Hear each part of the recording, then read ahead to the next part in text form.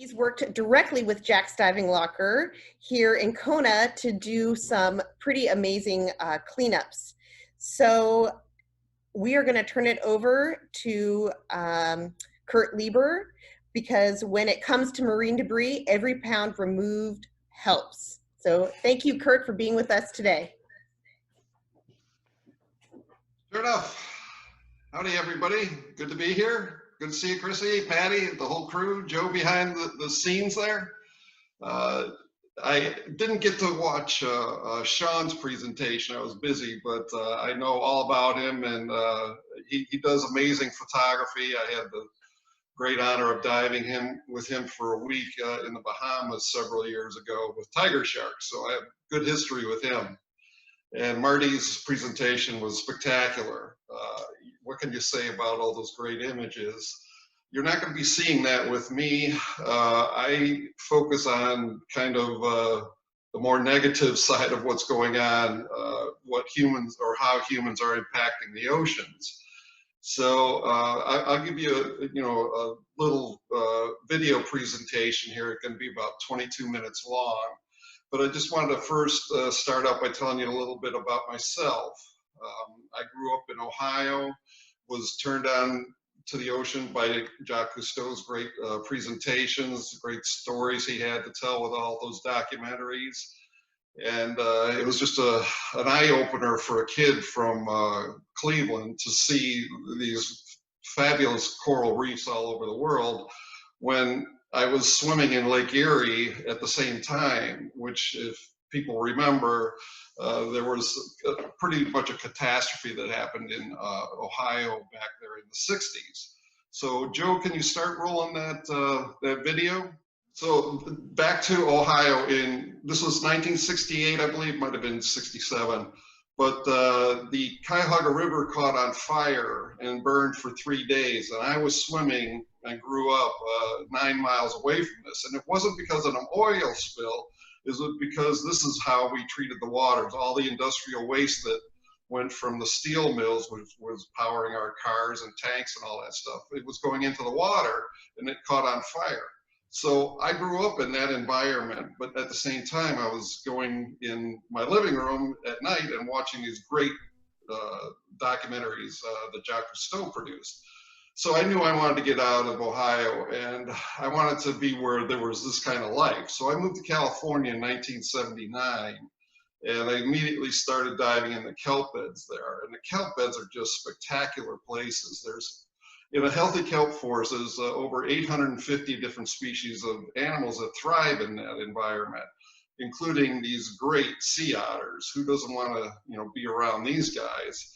But we pretty well decimated them to the point where we thought they were extinct. The fur trade hunted them into oblivion. They used to roam from Japan all the way up to Alaska, down to the Sea of Cortez, but we wiped them out. And in 1930, that little colony you saw there was all that was left. They thought they had gone commercially or had gone extinct up to that point. So they put a moratorium on killing them, and they've come back relatively well. There's about 3,300 of them in Central California now, and there's some up. There's a lot more up north in Alaska. The interesting thing about otters is they eat a lot. They eat 25% of their body weight every day, and one of the animals they eat are these abalone. Abalone used to thrive in California. They used to be all over the place, all over the rocks. But as with everything that humans go after, that's one company with all these abalone shells that they had hunted. And it got so bad that all 7 species of abalone were declared commercially extinct in about 1984 or something like that. And with them gone, the otters, again, they weren't in Southern California. And now, because the otters aren't there, the urchins are allowed to just explode. The urchin population exploded. And the problem with the urchins is that's what these spiky things here are, is they eat the holdfast of the kelp. So that the holdfast is the root system, basically, of the kelp plant. And when they eat that, the kelp floats away, and there goes all those animals that had that kelp forest as a habitat. They have nowhere to hide, nowhere to lay their eggs, nowhere to eat, nothing to eat on. So it's really detrimental to the environment to have the otters gone. So I started diving in the kelp forest again, and started looking at, well, what are some of the other animals that are around that can predate on the urchins? And one of them are the sheep's head. But sheep's head, unfortunately for them, they're curious. They come right up to divers, and they're easy to spear. And we've pretty well eliminated the large ones out of the population. Another animal that can eat urchins are lobsters. And in 1999, I came across this lobster trap, and there were several lobsters stuck in it. It was abandoned. It was way after the season, and I wanted to get them out of there. So a couple of people worked with me, and we got them out and set them free.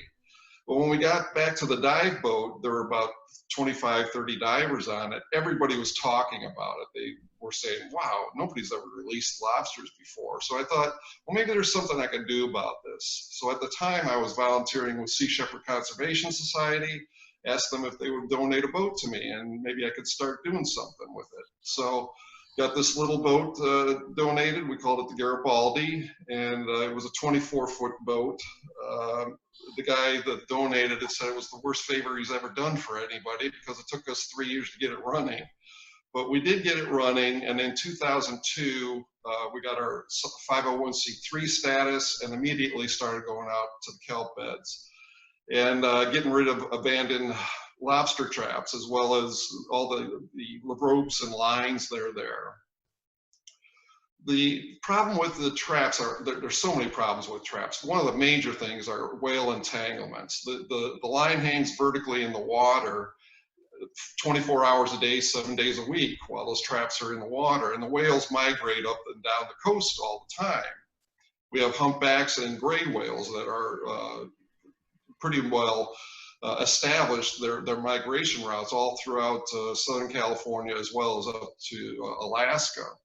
And this is a whale that was in 20 feet of water off of Laguna Beach. So these guys are not afraid, and they're accustomed to coming in close to shore, and this is part of their habitat.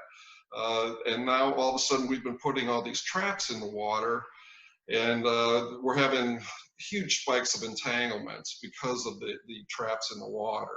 And I'll get a little more into that later, but the lines for the traps are made out of polypropylene, which is a plastic that's lighter than water, and it hangs in the water column even after the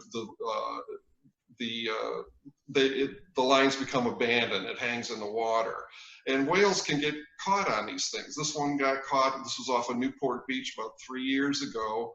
Entangled in it, went in her mouth, around her dorsal fin, and if you look closely, you can see it's cutting right into her dorsal fin.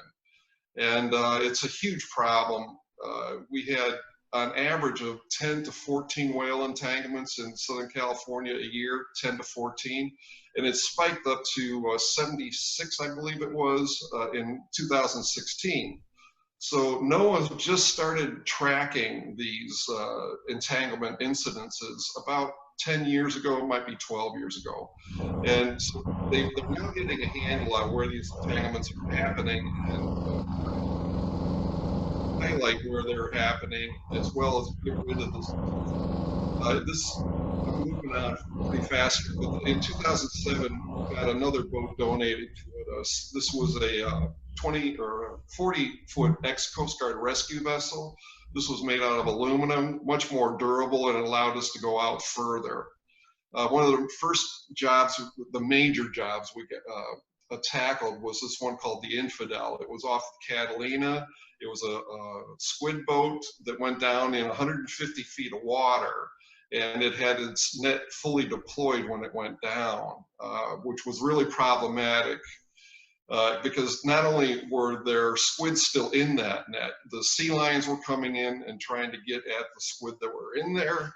And as the squid disintegrated, and over the years there weren't any more squid in it, that's still a problem because the nets are made out of nylon, and nylon is going to last at minimum of 650 years, the scientists are saying. So all kinds of things grow on these things, algae grow on it, and of course when there's algae on it, the shrimp come in and feed on it, the crabs do, and then every other animal wants to come in and feed on those animals that are feeding on the algae. So here's a horned shark that got caught in it, and obviously would have died if we hadn't come along and gotten rid of that thing.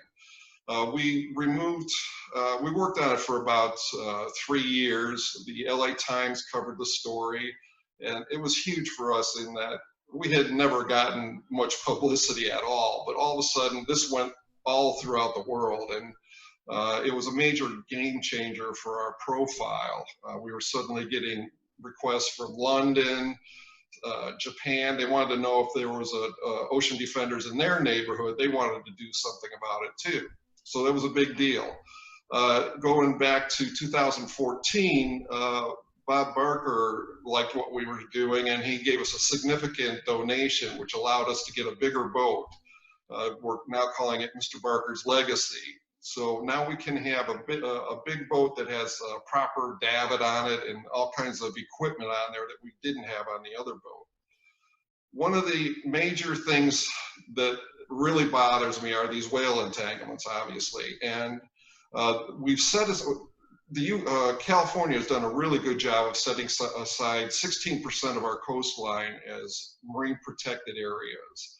That means little or no fishing can go on inside those parks. But unfortunately, the fishermen know where these park boundaries are. And all those white dots you see there in the water, those are trap markers. So they put these traps right along the border of the MPAs.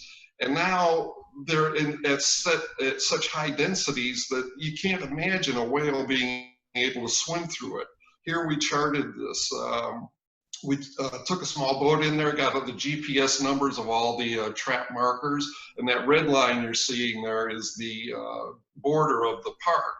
So you can see they're set, they know where that boundary is, and they set all the traps there. So we went underwater. You know, you can't really get a grasp of how densely these things are set just looking at these markers at the surface. So we went underwater, grabbed our scooters, and scooted along that whole line to film, to let people know what's going on here. I mean, that's 10, 20 feet apart. And we counted 180 of those traps set in that one section. I believe it was 1.2 miles long. Don't quote me on that, but it was something like that. But in amongst even those active traps, some of the traps are abandoned, and there's animals that get stuck in those. And of course, that's the highlight of our day, is being able to set some lobsters free. Here's a big animal. This is obviously a legal, according to the Department of Fish and Game, legally caught lobster. But one of the important things that I want to impact on people is when those lobsters are large like that, those are the breeders. Just like fish, we need to leave the big ones alone so they can breed, help the population recover from overfishing and whatever industrial contaminants they have, all the things that they face. The big ones are the ones that are going to allow the population to rebound. So that covers a quick synopsis of what goes on in California and what we're trying to achieve there. So I'll turn it over from there to go to Hawaii, which I was invited to give a presentation. I don't know, I think it was 2016. Oh, there we go, 2016. And I really wasn't prepared for the response that came out of that presentation. They immediately wanted to start an organization, another wing of ocean defenders there. So we did, and I love Hawaiian waters. It's where I got my first taste of tropical diving. And it's just a very special place, magical place in so many ways. You have such a diversity of wildlife there, of habitats and different depths you can go to. It's a special, special place in my heart. So there's gonna be a little talk. My name is Kurt Lieber, and I'm the president and founder of Ocean Defenders Alliance. This is a short video about how plastic fishing lines can create havoc for some of Hawaii's iconic marine mammals, turtles, corals, and fish. You probably love Hawaii's rich diversity of marine life as much as I do. 30% of the fish found here are endemic, meaning they can't be found anywhere else in the world. Others, like humpback whales, come here in the winter months to enjoy the warm waters, have their babies, and then mate before they migrate up to Alaska. Spinner dolphins can be seen here year-round and are a huge part of the dive tourism industry. Who doesn't want to swim with one of these wild dolphins? Turtles are another iconic animal of these islands, and they play a vital role in the Hawaiian culture and religion. Unfortunately, humans are having a dramatic effect on their well-being. Whales, dolphins, seals, and turtles are getting entangled in active and abandoned fishing gear. Some of this gear is put in the water by commercial fishermen, but some of it is also left behind by recreational fishermen. Just about anywhere you go on these islands, you will see fishermen casting their lines from shore, hoping to hook a big one. Sometimes that big one may be a dolphin, a manta ray, or a turtle. They don't intentionally hook these animals, but when they cast their lines, there is no telling who is underwater when the hook drops down. And when the hooks reach the bottom, they can become caught on a coral head or a rock. The fishermen then cut their lines and leave it behind because they have no way to retrieve it. Ocean Defenders has partnered with several dive shops on these islands. One of them, Island Divers Hawaii, lets us charter their boat once a month when we take our volunteer divers out to local dive spots and drop down to remove as much of this ghost gear as we can in one dive. The dives can last up to 1 hour, and we have pulled up hundreds of pounds of lead weights the fishermen use, as well as tens of thousands of feet of fishing lines.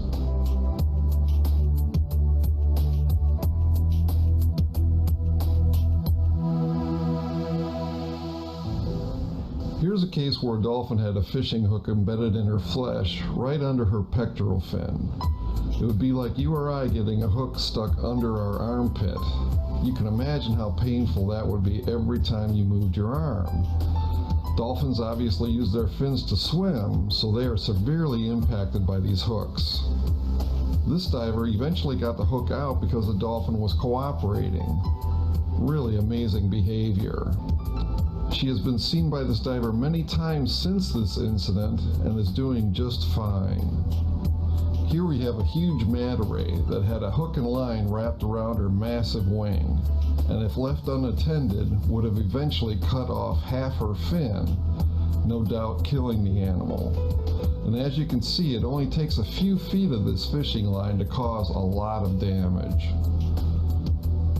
Turtles come in contact with these lines even more frequently because they swim close to shore where they feed on the algae and corals. Some of them have become so entangled that they can hardly move. This one had her flipper completely severed, and with the line wrapped around her neck, she slowly starved to death. Corals are also affected by these lines as they come in direct contact with them and leach the plastic's toxins into their bodies as it slowly degrades over time. How much time does it take for plastics to break down? Scientists say 450 years for a polypropylene line and 650 years for a nylon net. I hope you now are realizing how devastating this fishing gear can be on our native wildlife. It not only impacts their well-being, but it also affects the local economy. Tourists that see marine debris during their snorkeling or dive encounters are far less likely to visit again and will take their money elsewhere on their next vacation. So removing this debris has a direct impact on the health of the ecosystem as well as on the tourism industry that allows the island economy to thrive. We're all thankful to all the volunteers and dive shops that have helped us remove this ghost gear, both on Oahu and on the Big Island of Hawaii. But it's not cheap chartering these dive boats and supplying all the gear necessary to facilitate the debris removal. We need volunteers. We also need the financial support of the community. I hope you will consider making a donation to ODA Hawaii. As you can see from this video, we have already accomplished a lot, but with your donation, we could get a whole lot more done. Mahalo.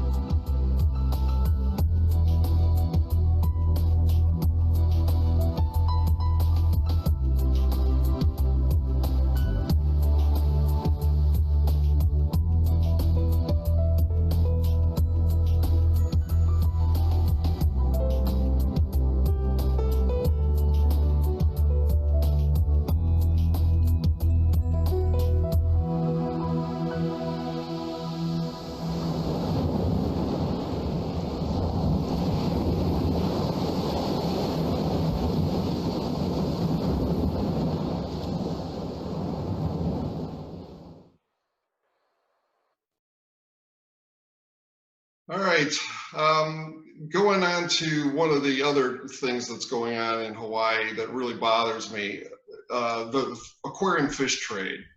When I first started diving in Hawaii, the reefs were just alive, similar to this. Now, this isn't Hawaii, this is Fiji, but you get the perspective. The fish are just in hordes within 6 feet of the reef system, because that's how far they feel safe swimming away from it.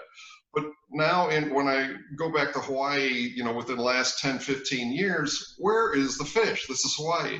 And where are the reef fish? Well, they're in your dentist's office, your doctor's office, your friend's aquarium. The aquarium trade has had a devastating effect on the quality of the reef systems there. And it really bothers me. So we're trying to do something about that through legislative action. This is kind of a cool encounter that Jax had last year. They were out taking a commercial boat out, and they saw a net in the water.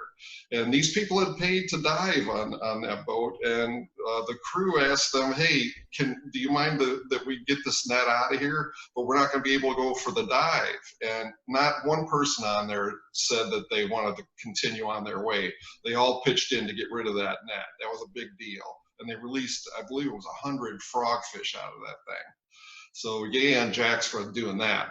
One of the other things we're doing with Jax is cleaning up Hanakahau Harbor. We've done 6 dives in there now, and the very first one we did, we removed 7,500 pounds of stuff. It's just amazing how much junk is in that small harbor, and most of it's tires. I won't, you know, go overboard on the other stuff that's in the water, but the tires are a problem in that they're made out of plastic, you know, plastic resin, rubber, but they also have a lot of chemical contaminants in them. So they're releasing those toxins in the water the whole time. Same with all the tubing and stuff. It's been a blast getting involved in this, and every time we do one of these organized cleanups, we get more people showing up, to the point where last time when we did this, there were over 45 divers that showed up to take part in that. Some people came from as far away as Minnesota, Arizona. I mean, it was crazy how many people are getting word of this, and they say, hey, this is a good reason to go to Hawaii. Let's do it. And it's been a blast. And it's really sad that right now we can't get back over there. But we'll, you know, time will allow us to get back over there. We'll get more involved again. One of the things I love doing is getting kids involved. You can't get them into the water because of liability reasons, but there's other things they can do, and they can help out on these shore cleanups and pier cleanups. So we're really involved with the local community, getting the kids not only educated, but getting them out in there and seeing actually what's going on and how they can contribute. Here's another harbor cleanup we did in the Channel Islands. We removed 5,500 pounds that day. It was insane how much stuff came out of that water. So that's it for that video presentation. I'd like to turn it over to Jax now. And is Matt there to help us out? Hey, there he is. Hey, Matt. Yeah, how's it going? Good, good. Right on cue. Yeah, I try sometimes. Yeah, that I'm glad we kind of ended right there with the harbor stuff, because I can remember our first couple of times out, we took, you know, our plan was go take a boat out and we're going to go find, you know, ghost stuff floating out there in the ocean. And I'll say, thankfully, we didn't find all that much. We did find, I think that first day we came across the sperm whales, which is really, you know, really cool. But I remember, I think we had done on our third charter, we went out there, didn't find it. We had gone looking for a ghost fad that we thought had gotten stuck on the reef. Right. It was gone. Day kind of seemed like a bust, and we were headed back in, and I was like, well, we could jump in at the boat slip and pick some stuff up because there's a whole bunch of trash in there. And I think it took us maybe a half hour to fill the boat deck up with trash, and that kind of sparked the whole idea of these harbor cleanups. And I remember it was kind of like I was like, all right, well, we'll keep it kind of low key here. We won't really draw too much attention. But then we went over, unloaded the boat, and I think as that day you went over and talked to the harbor people, and they were like, yeah, we've got to have a whole program. And next thing you know, we've done 4, right? I think it's 6 now. Oh, 6 now total. Okay. But yeah, and I know we're removing well over a ton of material, you know, each time we're in there. And thankfully, one thing that seems good is that it's not new stuff, that it's not like we're going back to the same place and pulling stuff out. So, you know, hopefully it seems like some of that attitude has changed of not constantly throwing more stuff. How much of the harbor now do you think we've cleaned up? A good, I don't know, I'll say with all that we've done the 2 finger piers. So I'd put it at a third or so. Okay. I feel like it's pretty good. We could keep, there's definitely more down there every time though. Yeah, my estimate on how much we've removed is about 13,000 pounds, and we've only done a third of it. Holy mackerel. There's a lot more coming out of there. Yeah, and you know, like I said, it's been great having just the support of the community coming out, and then also, you know, the harbors, and it's been Superior Sanitation, right, that donates the bins every time and everything. So it's all those small little efforts that just make it all come together.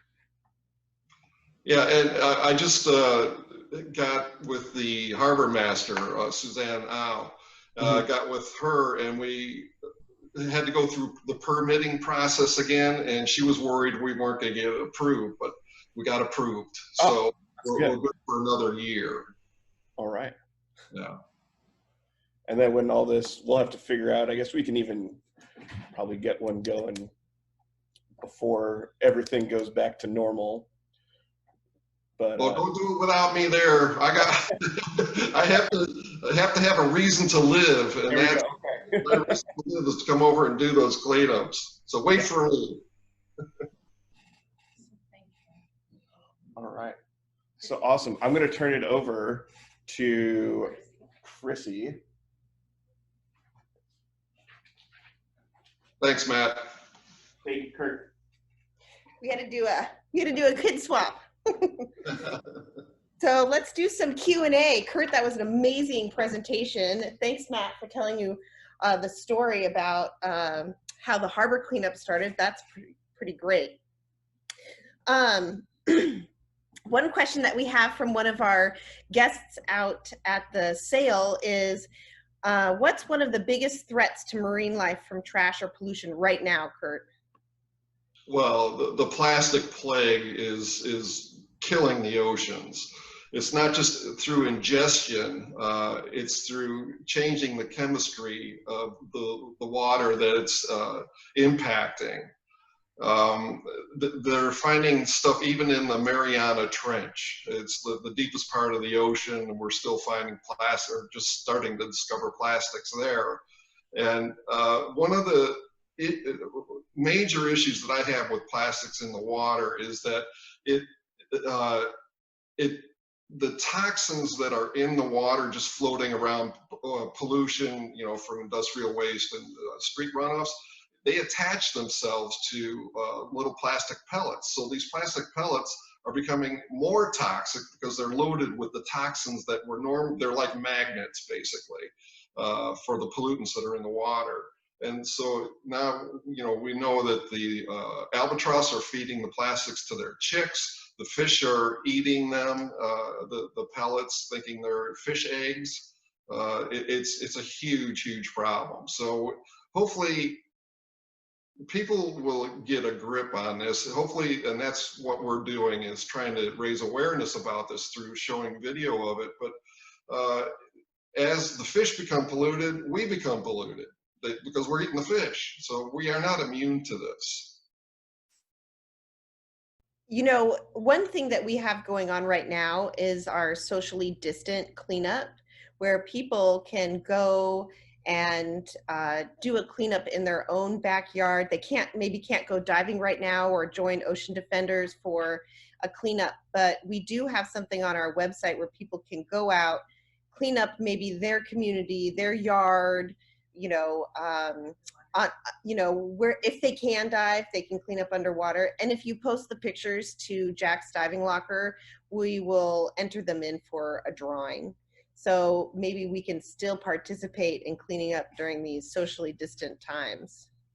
Yeah, it's a great way to, because everything that's on the land, for the most part, once the rains come, it ends up in the water. Everything runs down to the oceans. So it's key to prevent it from getting in the water in the first place. And you can do that by going clean up your yards, your streets, any streams that are in your neighborhood.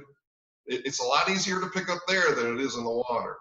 Yeah, and you know, we're going to run that cleanup through the end of the month. We thought we were going to do it just through today, but if anybody participates through the end of the month, they'll be entered to win some prizes from Jack's Diving Locker. Great idea. And then we had another question. What can we do to stop the aquarium trade locally? We just have to keep putting pressure on our politicians.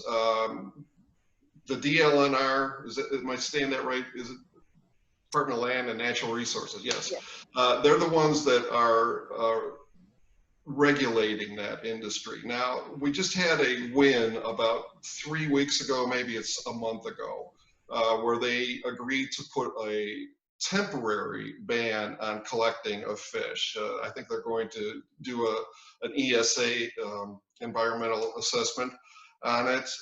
So we have to continue to put pressure on the government to support that and get rid of them. There's only a handful, don't quote me on the numbers, I think there's something like 7 collectors on there, but they're very active and they're very determined. It's a very it's a big money maker for these people that do this. But one thing I want to remind people on, for every one fish that is brought to market, you know, in the aquariums industry, 10 of them die in the process of getting to that spot. So don't buy these fish from, let me reword that, don't buy the fish from these unscrupulous dealers. Now, there are certain reef fish that are raised in aquaculture that are okay if you can get over the animal rights aspect of it. But it's done more sustainably because they can farm them.